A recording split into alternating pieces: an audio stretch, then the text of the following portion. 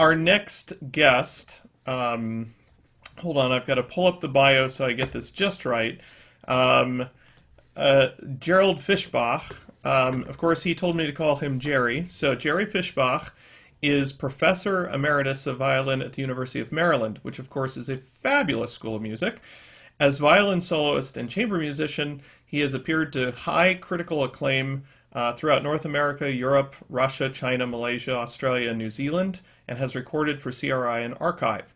He's one of the world's most respected string pedagogues. For 33 years, Dr. Fischbach served as the leader of the renowned Summer Seminar International Workshops.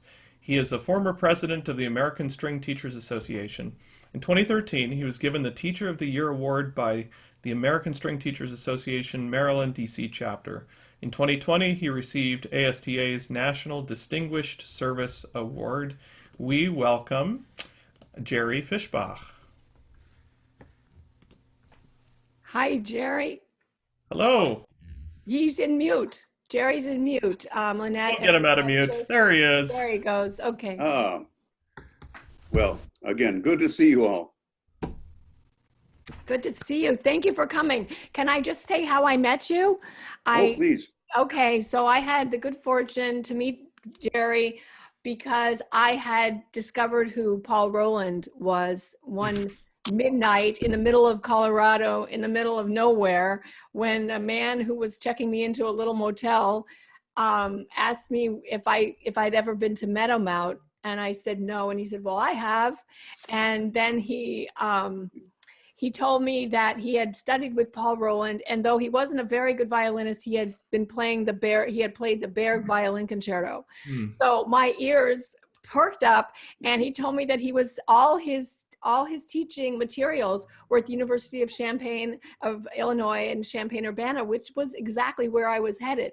So for 2 weeks, I watched all these movies, and I bought everything I could find online that was Paul Rolland because they were amazing. And 23 years later, trying to find more out about Paul Rolland, I found Gerald Fischbach. And I just want you to know, this is a must-have for all string people, string teachers. This book that Jerry wrote with Robert Frost that shows the principles in action of Paul Rolland, one after another. And I know that this will be talked about, and I'm happy to say I'm on track for becoming a certified Paul Rolland teacher. I'm on level 2 to go to level 4, and I'm very excited about that. So Jerry, take it away. Thank you. Well, and thank you, Rachel, and thank you, Christopher. It's an honor to be here amongst this distinguished group. You know, I'm reminded of Mark Twain writing a letter to a friend, and he started by saying, I don't have time to write a short letter, so I'll write you a long one. And I was worried about writing a long letter. So I spent some time actually preparing a short letter, knowing the time limit we're in. And so with your permission, I'll actually read it. Sure, thank you. The title of my session is Paul Rolland, my teacher, mentor, colleague, friend. And it's a little bit of a memoir, I suppose you might say. A memoir with a message. It was the spring semester of 1963-64, my senior year at UW Milwaukee. I had just accepted an assistantship offer from the University of Illinois, but hadn't yet expressed my violin teacher preference. The viola prof at UWM had also gotten his MM degree at Illinois a few years earlier, so I asked him for advice. He said for the year he was there, Paul Rolland was on sabbatical, but that he was under the impression that the music education students studied with Rolland and the performance majors with one of the oldest in the resident quartet. So I requested and was offered a place in the class of the quartet's first violinist. He was an excellent teacher for me in that he just loved everything I did pretty much the way I did it. And for the first time in my life, I had no one helping me with what to do and how to do it. So I just had to figure it out for myself. What I therefore quickly learned as his student was to take responsibility for my own progress. Upon my arrival on campus, I quickly realized that most violinists, performance and music ed, had come to study with Paul Rolland.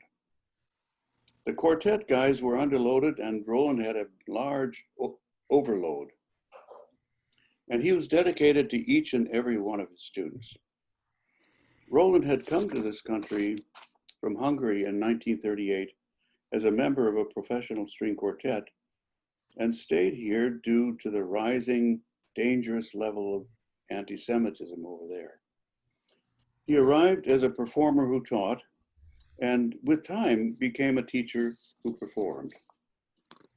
In 1945, he started teaching at the University of Illinois, where I got to know him 2 decades later.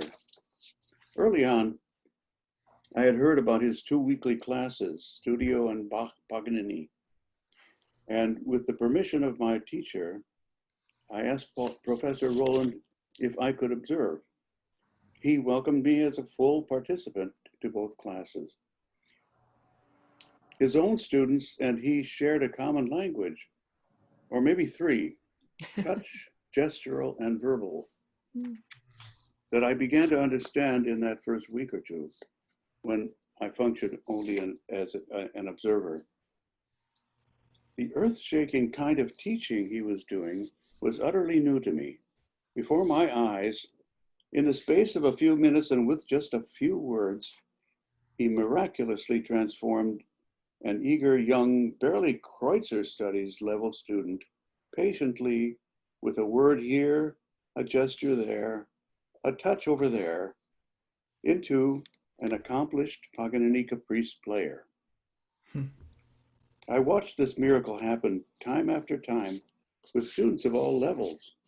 Grad students would come to him wanting to learn the Brahms concerto, and he started by teaching them how to hold the violin. I came to understand that these transformations I was witnessing were not really miracles, but the body learning to refine easy everyday gestures into sophisticated violin playing skills, freeing the mind and heart to realize expressive intentions that had been blocked within themselves. Thus began the transformation of my own professional goals, from that of a performer who taught to that of a teacher who performed.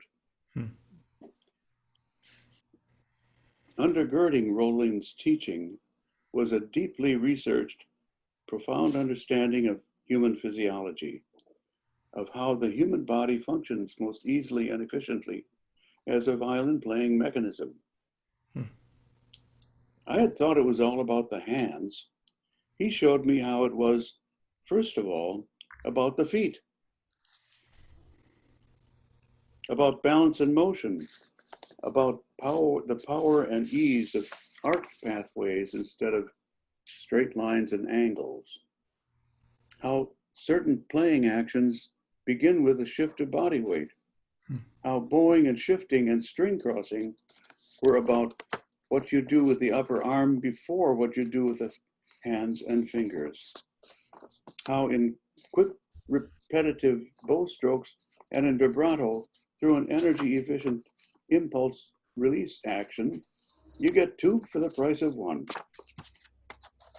How in a beautiful vibrato, there's actually a small passive rotary motion happening in the shoulder joint, and how a stiff left shoulder results in a stiff vibrato. How sustained bow strokes most efficiently and easily begin in the upper arm with the forearm, hand, and fingers following in turn.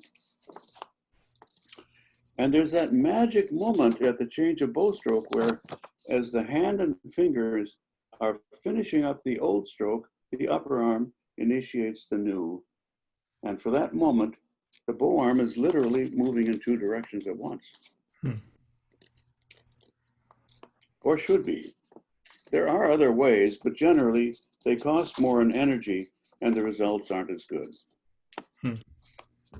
As a graduate student of another teacher, I had the freedom to take it all in, accept what fit comfortably into my violinistic worldview, and ignore the rest. But it became my very worldview that changed. It all made perfect sense to me. It wasn't just this and that good bit. It was all of a piece. As I was not by now essentially my own teacher, I made it my business to really understand how things worked so that I could teach all these new things to myself and eventually to others. Many of Rolland's students were content with a simpler definition of the role of student.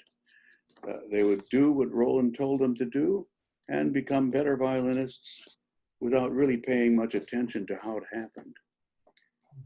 I did actually spend the summer of my year of MM work as Professor Rolland's private student. And that was it. Officially 8 weeks in his studio.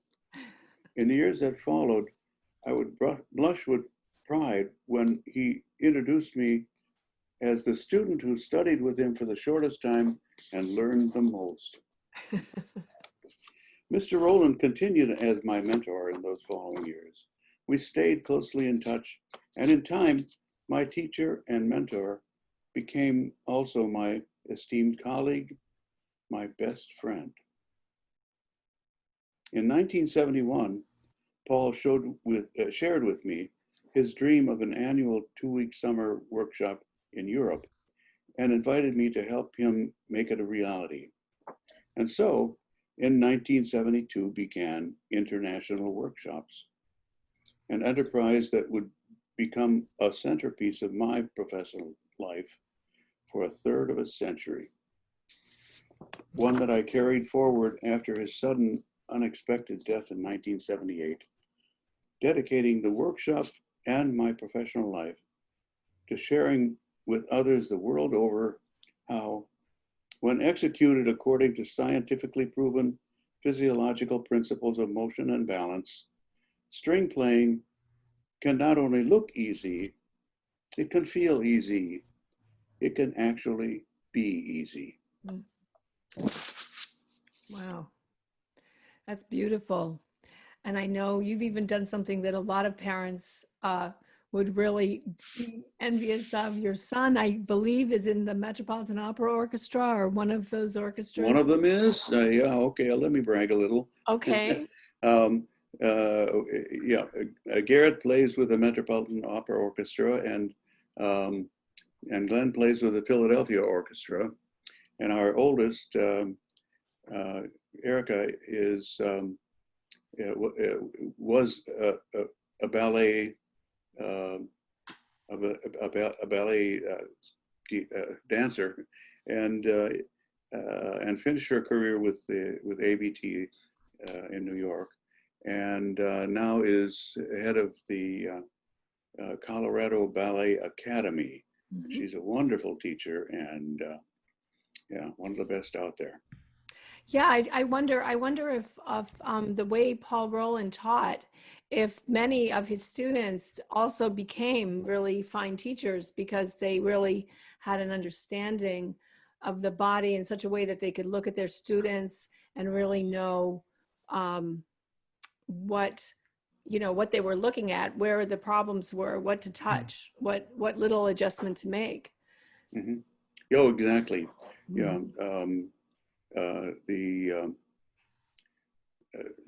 This is I would say that this is common of a good many of us, but there are also some wonderful concert artists out there who have not, especially the ones who started with him early.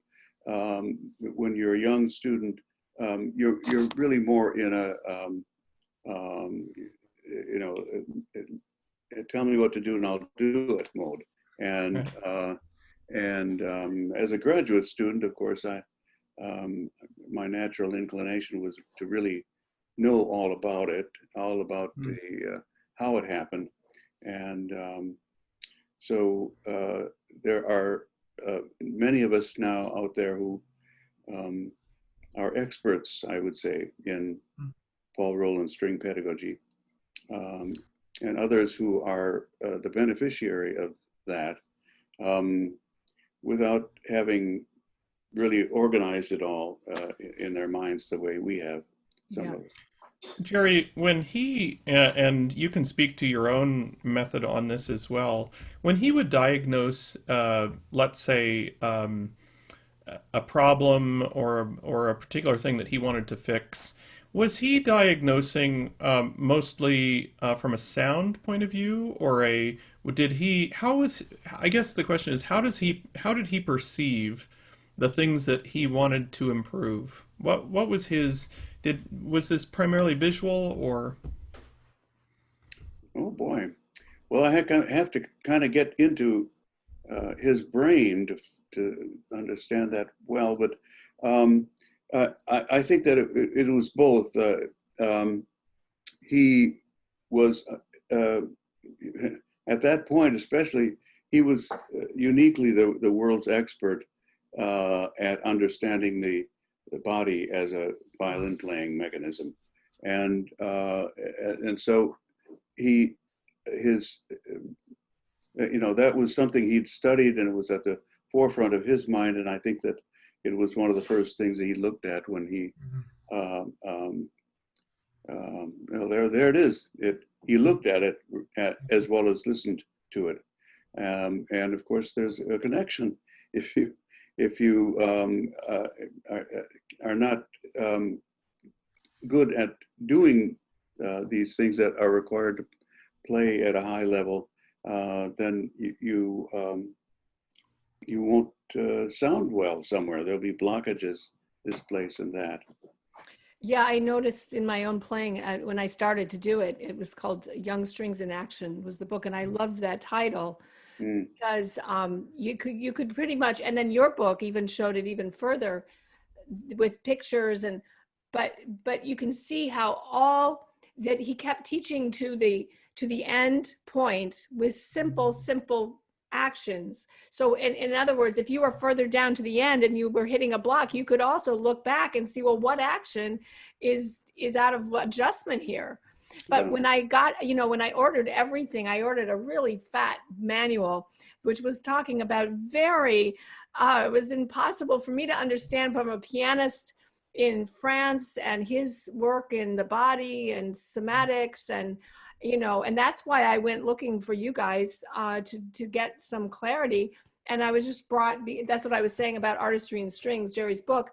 I was just brought right back down to the practical in a way that the other book had not been at all able to help me. And of course, we had 20 hours together one-on-one. So that also just took me right through. We have just 2 minutes left, and we should have done this a minute ago, but you were going to show us something with the bow. Oh yeah, well, that magic moment. So yes.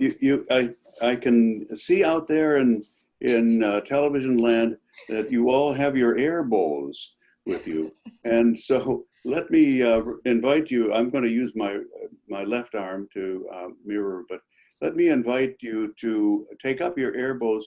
You don't even need to pick up your air violins for this one. And what I'd like you to do is to do an up bow and then start the down bow by lowering the elbow and then follow through with the hand and fingers like this, kind of like a wave, a roller in the ocean. And notice that at this magic moment, your elbow has started the down bow while at the same time your hand and fingers are finishing up the up bow. Oh, and you asked me to share my two words with everybody. One is an ugly word, putrefact. I won't ask you to spell it just now, but it is an acronym. It's an acrid acronym, indeed, and it's pull in with the ring finger approaching the frog. Pull in with the ring finger approaching the frog, and that helps to keep the fingers in a nice curved and in control of the bow. And then since you lived through my ugly word, I'm going to reward you with my pretty word, which is what is my pretty word? Fluffy fro. Yes. You're out of time. Fluffy fro. And I think it's important to pronounce it that way because, well, and then it sounds pretty. And my pretty word means at the frog, you want to have flexible fingers. So this isn't really an acronym, it's kind of a compaction. Say it again. Flexible fingers at the frog. Flexible fingers at the frog. Fluffy fro. Fluffy flow. Well, Fluffy. we're out of time. Thank you Fluffy so fro. much. Say that 5 times. Yeah, fluffy fro. So we're out of time. It's time to move on. Gerald, it's been amazing. Thank you, and many, many more people will hear this interview. I know, and your talk about Paul Rolland on the website. So thank you very much.